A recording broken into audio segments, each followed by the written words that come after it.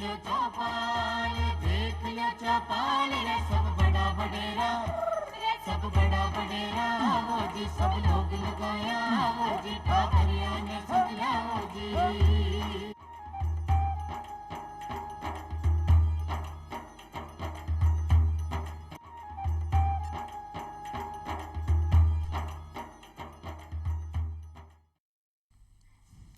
राम राम। चौपाल देखने वाला सभी बहन भाइयों को घणो घणो स्वागत है। दर्शक भाइयों, जीअं कि आप जाना कि चौपाल का माध्यम से आप अपनी सामाजिक आर्थिक व्यक्तिगत समस्या समाधान सुझाव विकास सभी चीज़ों पर बात करा। आज भी बात कर अपना विकास पर, अपना परिवेश पर, अपना परिवेश का विकास पर। जियां कि पता है कि आपने भारत की आत्मा तो गाँव में निवास करे और गाँव को विकास ही भारत को विकास है। तो गाँव का विकास के लिए एक संकल्प लियो गयो, एक सपनों देखो गयो, वो छो पंचायती राज को। पंचायती राज का माध्यम से ग्रामीण विकास एक संकल्पना रही है, एक विकास की धारणा रही है और भारत का विकास को महत्वपूर्ण परिवेश रहे। आज ई बात पर, ई चर्चा पर ही आपने साथ में बातचीत में शामिल है डॉक्टर जयसिंह राठौड़ साहब, जो विकास अनुसंधान निदेता है विकास अध्ययन संस्थान जयपुर से। राठौड़ साहब का कार्यक्रम में आपको घणो घणो स्वागत है। राम राम। राम राम सर, धन्यवाद। राठौड़ साहब, यदि देखी जाए तो ग्रामीण भारत की अपन बात करा तो जब आपनो देश आज़ाद हुयो तो अपन पता है कि लगभग 80% जनता अपने गांव में रही और केवल खेती को आपने गाँव में खेती और पशुधन के अलावा आपने कोई व्यापारी को नहीं हो। आपने अर्थव्यवस्था भी कृषि आधारित अर्थव्यवस्था ही। इस सब के अंदर एक विकास के आमूलचूल परिवर्तन की एक परिभाषा देखी गई। माँ का जो देश निर्मातक था, जो जितने में अपन जो दिशा दे रहे हैं, वह सब लोगों की रुचि थी कि अपन देश ने ई तरीका से आगे बढ़ाना है जिसके अंदर आपने देश के अंदर केवल कृषि नहीं औद्योगिक विकास भी हुआ है, ग्रामीण विकास है। मूल चूल तो बाकी परिभाषा आई थी कि आपने ग्रामीण विकास है और ग्रामीण विकास ई तरीका को है कि न केवल खेती लेकिन औद्योगिक कॉमर्शियल सभी तरीका को विकास में शामिल हो जाए। ई विकास ने गति दे बाटे एक आम आदमी की भागीदारी भी महसूस करी गई कि आम आदमी जुड़े, वो खुद आप बतावे कि मैंने मेरा क्षेत्र में कई तरीका को विकास चाहे और इस सब ने जोड़ बाटा आपने पंचायती राज की स्थापना करी गई। आप शुरू करा कि विकास की अवधारणा के लिए पंचायती राज की आवश्यकता महसूस करी गई। तो पंचायती राज कहीं है, छोटो सा एक परिचय देता हुए आपने दर्शक बहन से आपको बातचीत आगे करा। जी धन्यवाद साहब। जी हाँ, कि हम सब जानते हैं कि भाई गाँव में विकास के लिए पंचायत राज की अवधारणा का इसलिए उदय हुआ कि गाँव का विकास किस तरह किया जाए। और सबसे पहले ये किसान भाइयों कि गाँव में गाँव के लोगों द्वारा ही विकास किया जा सकता और ये शुरू से ही होता आया कि लोग अपने परंपरागत ज्ञान को ध्यान में रखते हुए जो भी उनके पास उपलब्ध साधन थे उन्हीं को ध्यान में रखते हुए जो भी संसाधन थे उनसे उसी तरह से खेती भी करते थे, पानी की व्यवस्था करते थे, पशुपालन का काम करते थे या छोटे मोटे जो गाँव में उद्योग धंधे चलते थे उनसे अपना काम चलाते थे। और जैसे जैसे पंचायत राज की स्थापना हुई उनका मुख्य उद्देश्य ये था कि साहब पंचायत राज सिस्टम को किस तरह से मजबूत बनाया जाए।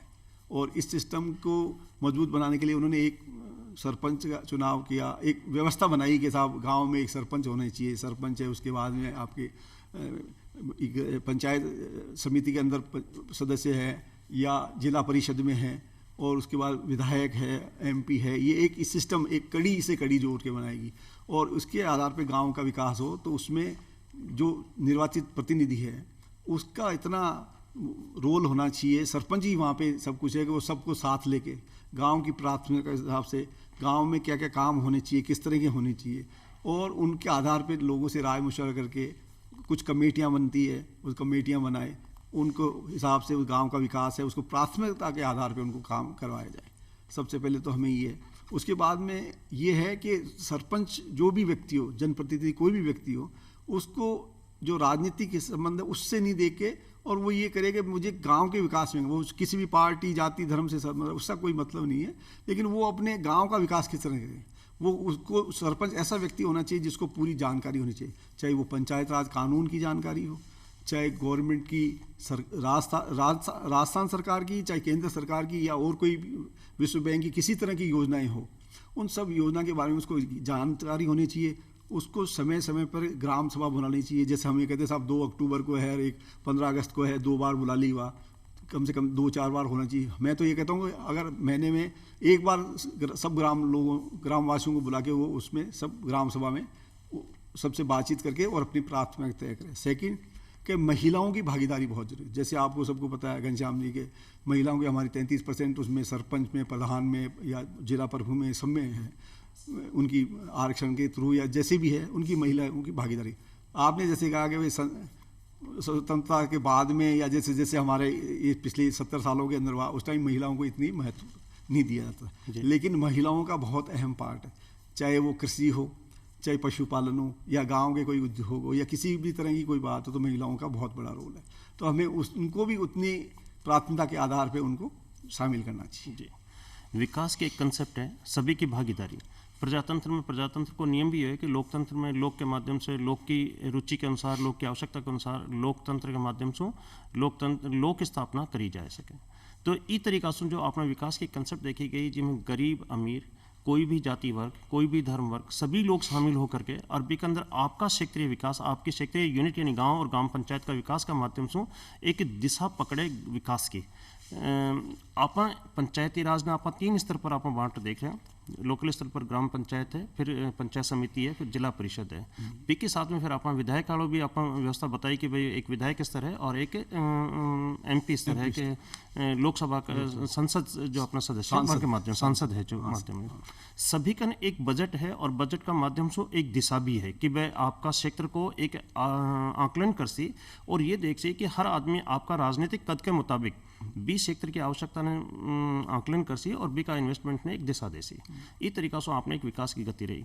ग्रामीण क्षेत्र के विकास के अंदर आपने यदि देखी जाए तो चूंकि आपने खेती और पशुपालन आपने रीढ़ है, आपने अर्थव्यवस्था को आधार है, आपने ग्रामीण अर्थव्यवस्था को पूरा आधार तो पशुपालन और कृषि है। अपन कृषि का क्षेत्र में एक विकास करवा के हमेशा आवश्यकता महसूस करी गई।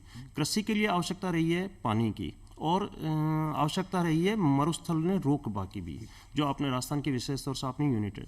तो मरुस्थल को प्रसारने में आपने पानी की जट जरूरत है, बट पानी को संचय हो सके और जो क्वालिटी आप पैदा कर पा रहे हैं वह और भी बढ़िया क्वालिटी की पैदा कर सका। इस चीज़ के लिए कृषि विकास के संदर्भ में जो आपने विकास को आयाम है बिन गति दे बाटे आपने पंचायती राज या आपने जो नेतृत्व करवाड़ा अपना जो जनतंत्र का जो प्रतिनिधि हैं वह अपन कई तरीका से मदद कर पा रहे हैं और कई तरीका से अपनी दिशा आगे बढ़ रही है। ये घनश्याम जी, किसान भाइयों के सब पहले तो अपन देखना चाहिए कि भाई हमें ये देखना चाहिए कि भाई किस तरह से आपने जैसे फरमाया कि साहब हमें कृषि के कौन क्या हम परंपरागत खेती कर रहे हैं हमारे किसान भाई, या नई तकनीक का इस्तेमाल कर रहे हैं। कई बार ऐसे देखा गया है कि नई तकनीक की है वो इतनी सफल नहीं हो पाती, और गवर्नमेंट भी चाहती है साहब टारगेट है तो टारगेट को नहीं रखना चाहिए। गाँव में अगर विकास है तो टारगेट को ध्यान में नहीं रहे, गाँव के लोगों की प्राथमिकता होनी चाहिए। चाहे आपने जैसे सही फरमाया कि साहब पानी का संरक्षण हो, चाहे खेती की उन्नत किस्म हो, या मरुस्थलीय जैसे जिले हमारे जैसलमेर, बाड़मेर है, जोधपुर है, नागौर, इधर वाले उस इलाके में किस तरह की खेती हो रही है और उसमें किस तरह बदलाव आया पिछले 50-60-60 सालों में, और आज की तारीख में वहाँ पानी की उपलब्धता है या नहीं है, या कृषि कैसे करें।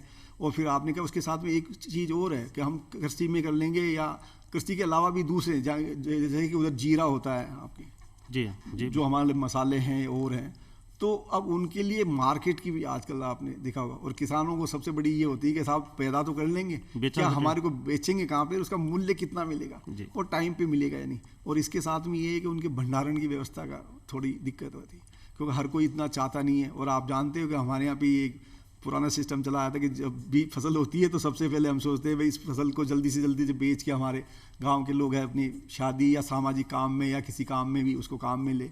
लेकिन अब वो बदल गया है, अब वो उसको अपने बच्चों की पढ़ाई में लगाते हैं, चाहे लड़का हो या लड़की हो, उसको शहर भेजने में करेंगे, उसको अच्छी शिक्षा देने के लिए करेंगे, अलग अलग दाखिला दिलाने करेंगे। और आपको सबसे बड़ी बात ये है, आपने बताया जैसे एक मरुस्थल का इलाका अलग है, कोटा बूंदी झालावाड़ का अलग है, मेवात का अलग है, अलवर सवाई माधोपुर भरतपुर धौलपुर इधर का इलाका अलग है, गंगानगर हनुमानगढ़ है उसका इलाका अलग है।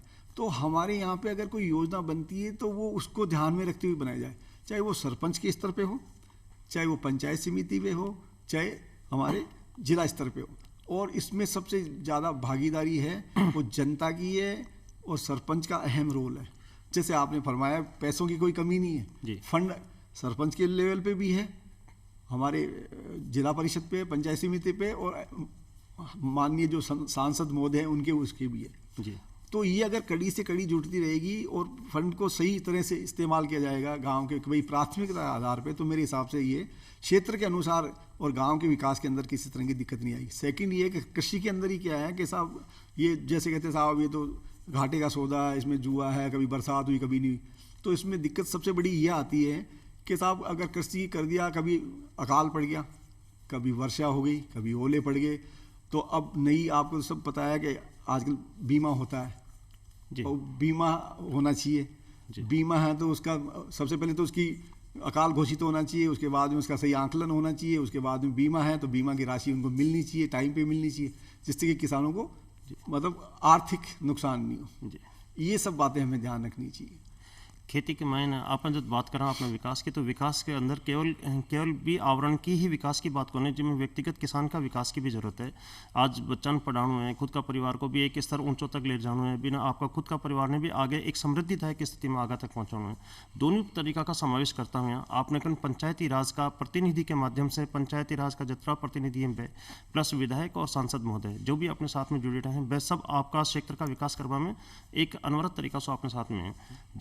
जहाँ तक किसानों की असुरक्षा की बात है कि कृषि के मामला में एक असुरक्षा की भावना जहाँ तक आपने काम करिए कि साहब ओला पड़ सके, पानी आ सके, सूखो पड़ सके, खराब फसल खराब हो सके, तो प्रधानमंत्री फसल योजना बीमा योजना अपने के अंदर बहुत कारगर है, जो भी एक सुधार के रूप में है कि अपना ग्रामीण विकास का सुधार में बहुत बड़ा फैक्टर के रूप में काम कर रही है।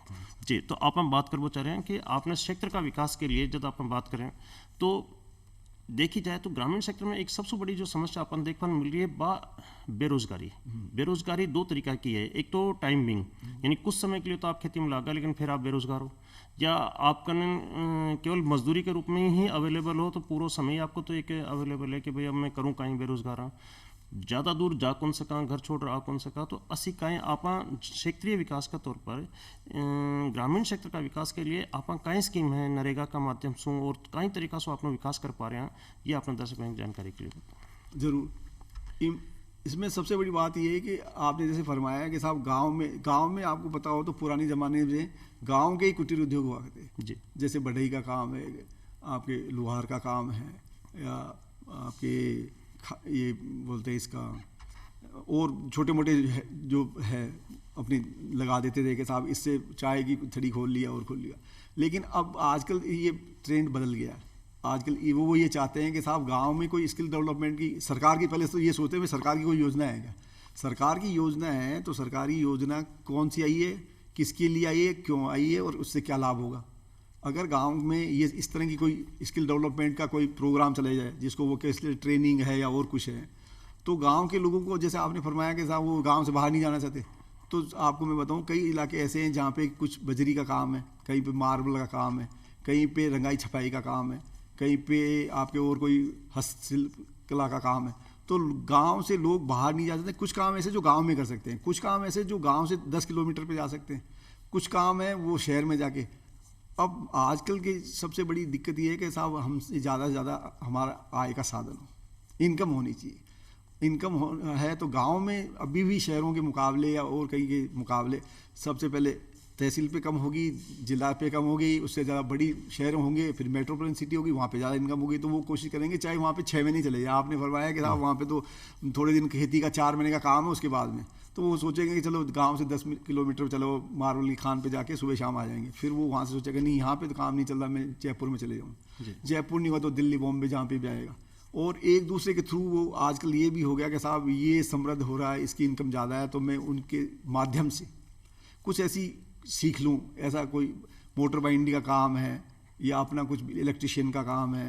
मैं आज जोड़ बता रहा हूँ कि जो आप ना बेरोजगार हैं, दो तरीका की बेरोजगारी है, अल्पकालिक बेरोजगारी और एक पूर्णकालिक बेरोजगारी। आप अल्पकालीन और पूर्णकालीन दोनों ने आज समझावा की कोशिश करेंगे यदि वह आपने कौशल विकास योजनाओं के साथ में जुड़ सी तो वहाँ का रोजगार से आय का साधन वहाँ का और बढ़िया पैदा हो सके। तो एक आप स्किल डेवलपमेंट पर भी आपने की बात कर सका जी। तो स्किल डेवलपमेंट में ट्रेनिंग दी जाए। अब ट्रेनिंग का ये 2 तरह की, एक तो ट्रेनिंग है कि भाई गाँव में जो काम चल रहा है उसका वही उसी से काम चल जाएगा। एक ये है कि उसको साइंटिफिक तरीके से या नई तकनीक से करें। कई बार नई तकनीक उसमें काम नहीं करती। आपने देखा होगा गांव में जैसे अपन बोलते हैं जुगाड़, जैसे ट्रैक्टर का है उसका, तो उन्होंने वो किसी का उन्होंने एक ढूंढ लिया कि साहब ये नहीं तो ऐसे होगा, ट्रांसपोर्टेशन ऐसे होगा, फसल ऐसे ले जाएंगे, या उसे डीजल नहीं तो आप केरोसिन से चला लेंगे, या वो कुछ भी मतलब। तो ये गाँव वालों में स्किल है और उस स्किल को रोजगार की में कैसे कन्वर्ट किया जाए जी, उसको उनको इस ट्रेनिंग दी जाए कि साहब वो उसको उससे ज़्यादा अपनी कमाई कर सके। उसमें कई तरह के सरकार के प्रोग्राम है, प्राइवेट कंपनीज हैं, प्राइवेट कंपनीज भी, सरकार भी है, और गवर्नमेंट का पीपीपी मोड पे भी कई ऐसे कार्यक्रम है जिनसे उनको जोड़ा जा सके। अब निर्भर करता है कि गांव में कितने लोग इसमें इंटरेस्ट है। सबसे बड़ी बात यह है कि हर किसी आदमी का हर किसी काम में इंटरेस्ट नहीं है। जी राठौर साहब, तो मैं आपको बताऊं कि गांव का लोग बड़ा समझदार है, बुद्धिमान है, और कौशलता के प्रति वहाँ की बहुत सारी रुचि भी है, और वह हर चीज़ में भी ने सीख पहुँचा जहाँ से वहाँ की धन मुद्रा और आर्थिक स्थिति में सुधार हो सके। आदमी हमेशा से ही के लिए प्रति हमेशा सतर्क रहे कि वो भी काम जरूर कर वो चाहे जिससे भी की आमदनी बढ़ सके, और वही कौशल विकास है, वही भी की आवश्यकता और भी की रुचि का विषय में यदि वो प्राथमिकता मिले तो भी के आगे बढ़ सके। एक और है कि आपने ग्रामीण क्षेत्र में कुछ लोग जो कुशल है, युवा हैं, वे अच्छा काम कर सकें। कुछ लोग हैं जो आइडल हैं और थोड़ा कम पढ़े लिखा भी हैं और आश्रित भी हैं, तो वहाँ के लिए भी सरकार की तरफ से स्थानीय स्तर पर रोजगार देवा को नरेगा के माध्यम से एक बहुत बड़ी योजना अपने बीच में संचालित है, जिसके माध्यम से हर आदमी ने एक रोजगार दिए जा रहे हैं। ये अपना आर्थिक विकास के लिए, ग्रामीण विकास के लिए बहुत महत्वपूर्ण साबित हुई है। तो नरेगा के माध्यम से मैं वहाँ का आदमी बताओ चाह रहे हैं, दर्शक बहन बताओ चाह रहे हैं कि ग्रामीण विकास को माध्यम नरेगा काफ़ी पंचायत के माध्यम से इफेक्टिव है। जैसे आपको बताया कि भाई नरेगा प्रोग्राम है, वो मतलब जो व्यक्ति कुछ भी नहीं करता हो, आपने जैसे फरमाया कुछ भी नहीं करे, तो उसको भी है कि वो भूखा नहीं रहे और उसको कुछ पैसे मिले। और ये प्रोग्राम ऐसा है, इसमें कई योजनाएं, इसमें कई काम करवाए जा सकते हैं, चाहे वो कृषि से संबंधित हो, पानी से संबंधित हो, फेंसिंग से संबंधित हो, और बहुत से ऐसे काम हैं जो कि इससे कराए। लेकिन निर्भर ये करता है कि सरपंच साहब उसको सबके, जैसे अब सबसे पहले कहते हैं नरेगा कार्ड, अब उस व्यक्ति का उसमें मन होना चाहिए कि साहब मेरा कार्ड बनना चाहिए। तो सबसे पहले तो उसकी कार्ड हो, फिर परिवार के लोग हों, और फिर उनमें काम करने की इच्छा शक्ति हो। जी, हम कार्ड बना लिया और गया साहब मैं नहीं जाऊंगा या नहीं जाऊंगा। जैसे आपको इसका उदाहरण दूंगा पुराने, मैं राठौर साहब बीच में आपको ये जोड़ना चाहूँगा कि नरेगा के माध्यम से हर आदमी को एक रोजगार देवा की एक गारंटी है कि वो कोई भी आदमी यदि कटे काम नहीं कर सके तो वो वहाँ कटे काम कर सके, और कम से कम कोई भी आदमी काम भी नहीं रहे, अन्न भी नहीं रहे, खाद्यान्न भी नहीं रहे। इसलिए जरूरी है कि बिन खाद्यान्न की उपलब्धता भी रहे, तो वो नरेगा का माध्यम से जो रोजगार कर सी के माध्यम से भी के खाद्यान्न की आपूर्ति भी सुनिश्चित करी जा सके। तो वहाँ के ग्रामीण क्षेत्र का विकास में नरेगा का एक महत्वपूर्ण योगदान है। एक के साथ में आप बढ़ा कि ग्रामीण क्षेत्र के लिए एक बहुत ज़्यादा आवश्यकता दूसरी विषय वो भी रहे कि इंफ्रास्ट्रक्चर डेवलपमेंट की आवश्यकता ग्रामीण क्षेत्र में महसूस करी जा रही है। आप देखा कि शहरी क्षेत्र में जब भी आप बात करें तो शहर के हर समय मान चकाचौंध दिखाई देती रहे कि बटे साधन हैं, गाड़ी हैं, घोड़ा हैं, रहबाटे बिल्डिंग्स हैं, बड़ी बड़ी सुविधाएं हैं, और ग्रामीण क्षेत्र में नहीं। ग्रामीण क्षेत्र में आवाजाही की सुविधा आज बहुत तेज़ गति से हुई है। आज अपना विकसित भारत में, विकासशील भारत में जो आप देख रहे हैं कि आज गाँव को नेटवर्क जिस तरीका से प्रभावी होते जा रहे हैं, वो बहुत सराहनीय है सरकार के स्तर पर, और जनता के लिए भी बधाई को पात्र है। तो ये जो विकास का योगदान के लिए इंफ्रास्ट्रक्चर डेवलपमेंट की आवश्यकता है, वह अपना ग्रामीण विकास के लिए बहुत ज़्यादा ज़रूरत है। पंचायती राज में कतरो आपकी भूमिका निभा पा रहे हैं, और अपना ग्रामीण विकास में इंफ्रास्ट्रक्चर को डेवलपमेंट कई तरीका की डिमांड और कई तरीका से आप बढ़ा पा रहे हैं। इसमें सबसे पहले ये पंजाब जी के, इसमें किसान भाइयों सबसे पहले ये कि गांव में आवागमन के साधन होने चाहिए। आवागमन के साधन, और आवागमन के साधन के लिए सड़क चाहिए। अब सड़क है, अब आपको पता, आपने जैसे नरेगा में भी बन सकती है और में भी, और पहले भी थे, पहले ऊँट गाड़ी से चलते थे, बैलगाड़ी से चलते थे। इसी तरीके से नरेगा अपने आप में महत्वपूर्ण साबित हो रही है। जी, तो अब ये है कि साहब सड़क का होना जरूरी है। अब इसमें भी क्या था, पुराने जमाने में कहते हैं साहब सड़क आ जाएगी तो चोर, मतलब गांव में लूटपाट कुछ भी हो गया, गलत काम होगा, ये तो नेगेटिव विचारधारा एक नेगेटिव थी। लेकिन ऐसा नहीं है। अगर गांव के अंदर सड़क आएगी तो आपके साधन चलेंगे, बस चलेगी, ट्रक चलेगी, और चलेंगे, आप आ जा सकते हो आसानी से। तो सबसे पहले तो ये कि उसमें सड़क होनी चाहिए। सड़क भी ऐसी होनी चाहिए कि जो अप्रोचेबल, जिसको कहते हैं कि हमारे गांव में सब लोग उसमें आसानी से आ जा सके, और वो इस तरह की बननी चाहिए कि साहब आज बना दी कल खराब हो जाए, ऐसा नहीं होना चाहिए। लंबे समय तक चलने की उसकी क्वालिटी अच्छी होनी चाहिए। फिर सबसे उसके बाद सड़क आ गई, सड़क के बाद साधन आ गए, उसके बाद जैसे आपने कहा संचार साधनों का बड़ा महत्व है। जी, पहले जैसे पोस्ट ऑफिस हुआ करता था, आजकल पोस्ट ऑफिस, आपके इलेक्ट्रॉनिक मीडिया, ये सब कुछ आ गया उसके बाद में। ये है, इसमें सबसे बड़ा आपके इलेक्ट्रिक मीडिया का बड़ा रोल है। 2003 के बाद में ये बहुत सक्रिय हुआ, सोशल जो आपके नेटवर्क है, ये इसके माध्यम से किस गांव में क्या है, किस में नहीं है, वो सारी एक मिनट में आपको सूचना। और अभी आप देख रहे हो कोविड का ये पीरियड चल रहा है, इसके अंदर आप सबसे ज़्यादा गाँव के बच्चे ही परेशान हो रहे हैं। उनके पास मोबाइल है तो बिजली नहीं है, बिजली नहीं है, कभी नेट नहीं चलता है, ये नहीं चलता। तो संचार माध्यम है वो गांव में ज़्यादा स्ट्रांग होने चाहिए, जिससे कि वो बच्चों की पढ़ाई ख़राब नहीं हो, या कोई मशीन चलाता हो या और कुछ करता हो तो वो सफ़र नहीं करे। सेकंड ये कि जब स्कूल है स्कूल में अगर सड़क होगी, बसें चलेगी, अपना साधन है, अभी लोगों को अपना साधन खरीदने पड़ेंगे, जिनके थे वो भी है, तो स्कूल में आते हैं। ये भी पंचायत राज के माध्यम से, क्योंकि सरपंच की जिम्मेवारी आती है, टीचर आए ही नहीं आए, गाँव उतनी जिम्मेवारी गांव वालों की है कि वो भी ध्यान रखें भाई बच्चियाँ। फिर स्कूल के अंदर आपकी क्या सुविधा है भाई, अगर स्कूल है, डिस्टेंस है, साइकिलें दे दी उनको, ये दे दी, ये भी एक डेवलपमेंट ही हुआ है कि साहब वो बच्चे स्कूल से आ जा सकती है। फिर किस तरह से उनका स्कूल का स्टैंडर्ड है, आपने कहा कि भाई अभी नई स्कूलें खुली है, माध्यमिक है, उच्च माध्यमिक हो गई और हो गई, तो गाँव में स्कूल है, पानी की व्यवस्था है, स्कूल में भी हो चाहे वैसे भी हो, तो वो बहुत ही ज़रूरी है। एक राठौर साहब आप बात करेंगे जब आपने खेती बाड़ी के डेवलपमेंट की बात करें, जो कि आपने बेसिक आवश्यकता को विषय रहे हो अपने ग्रामीण क्षेत्र के लिए, तो बी के लिए पानी का संरक्षण की बात भी महत्वपूर्ण है। और पानी का संरक्षण में महत्वपूर्ण है अपना परंपरागत स्रोत और वहाँ को सुधार और विकास। इसके बारे में आपने दर्शक भाई से 2 मिनट की बात करना चाहिए। देखो, अब किसान भाइयों, आप सब जानते हो कि अपने गाँव में, राजस्थान में, चाहे अलग अलग इलाकों में अलग अलग तरह से पानी का संरक्षण होता। बरसात के पानी का अलग से होता था, और जो नहरों का पानी है वो तो आपको पता है कि लिमिटेड एरिया में है, जैसे कोटा बूंदी में, गंगानगर, हनुमानगढ़ में। लेकिन अगर जो पश्चिमी राजस्थान है, उसके अंदर हर गांव में एक टाँका बना हुआ है, उसमें पानी का आता बरसात का, उसको संरक्षण करते हैं, वो पीने के लिए काम में लेता। अपने नाडी तालाब में पशुओं को पीने के लिए काम में आता। तो अब वो पानी आता है, उसको वेस्ट नहीं जाने देना। क्या वहाँ उसको संरक्षण इसलिए करना है कि उसमें जो पानी बहकर गाँव से कहीं जाता है तालाब में, उसमें अतिक्रमण तो नहीं है। सबसे बड़ी प्रॉब्लम ये थी जी। अगर पानी में बह रहा है, उसको नहीं रोक पाए या वेस्ट हो गया, तो वह नहीं। पीने का पानी तो आप गांव में से, जैसे अपने छत के ऊपर से है, वहाँ से पाइप में आया, वहाँ पे बना दिया आपने होद, उसमें आ जाएगा। लेकिन जो पशुओं के पीने का पानी है, आपने देखा होगा पुराने ज़माने में काफ़ी टाइम तक अपने नाडी तालाब में पानी रहता था। और एक बात और जोड़ना चाहूँगा, आवश्यकता है कि आपने नाडी तालाब बना आपको सुरक्षित है। दूसरा है कि नरेगा में जो इनकी खुदाई हुई है, जो काम हुआ है, उसको व्यवस्थित तरीके से करना चाहिए। आप गांव में हम जाके देखेंगे, सरकार पूरा प्रयास कर रही है, अपना सरकार कर रही है, पर गांव का इतना है। जैसे आपको ध्यान हो तो अभी तो नरेगा ये चले, पुराने ज़माने में हमारे कहते हैं कि हमारे बुजुर्गों से हम सुनते, किसान भाई भी जानते हैं कि साहब गांव में हर अमावस्या पुण्य को गांव के लोग ये डिसाइड करते थे कि साहब आज हम एक दिन अपने तालाब की पहाड़ बांधेंगे, सफाई करेंगे या पर्यावरण को सुधारेंगे, या पेड़ पौधे हैं उनको वो करेंगे। राठौर साहब, एक विषय और आपने है इसके साथ में कि ग्रामीण क्षेत्र में एक हमेशा एक कमी महसूस की गई आवास की। गरीब है, झोंपड़ी है, दुर्घटना होती रहे, कभी अग्निकांड वगैरह होती रहे, तो एक प्रधानमंत्री आवास योजना के माध्यम से आपने ग्रामीण विकास की एक संकल्पना देखी गई। एक अंदर आपको कहीं आपने दर्शक बहन कहीं जानकारी है? देखो, हम सब जानते हैं कि भाई सब परिवारों को अच्छे मकान की, मैंने जैसे कहा कि आज के ज़माने में हर आदमी चाहिए मेरे पक्का मकान हो, झोंपड़ी नहीं हो। और आपने देखा भी होगा हमारे गांव बहुत बदल गए। मेरे हिसाब से मैं तो ये कहना चाहूँगा कि हमारे गांव और जो पंचायत समिति लेवल पे है, वो पहले की आप गांव को गांव नहीं कह सकते, यहाँ तक कि ढाणियों को भी नहीं कह सकते हो। आप आज बाड़मेर, जैसलमेर में जाओ, हनुमानगढ़, सब लोगों ने अपने खेतों पे अच्छे अच्छे मकान बना रखे हैं। और हर गांव का आदमी यही चाहेगा कि साहब मेरे पक्का मकान होना चाहिए, चाहे वो प्रधानमंत्री आवास में बनाओ, चाहे मुख्यमंत्री आवास योजना में बनाओ, या किसी और योजना के अंदर बनाओ, चाहे वर्ल्ड बैंक के पैसे आए हैं गवर्नमेंट के पास, उसमें दियो। लेकिन उसमें सबसे बड़ी ये है कि वो मकान किस जगह बनाए, उनके पास उनकी खुद की ज़मीन है उसमें, या आपने देखा होगा हमारे यहाँ संयुक्त परिवार होते थे।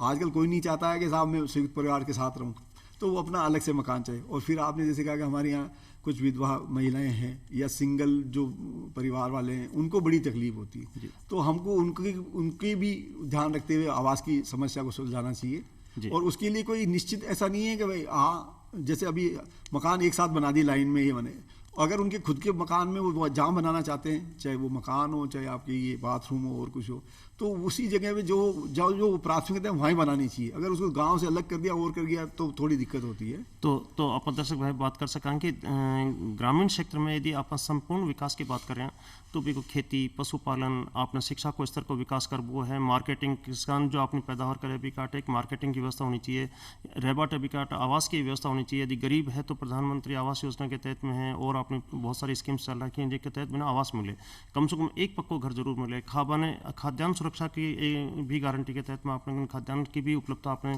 पंचायती राज के माध्यम से डिस्ट्रीब्यूशन करी जा रही है, और हर आदमी ने आप महसूस कराई जा रही है कि बठा तक आपको खाद्यान्न पहुँचे।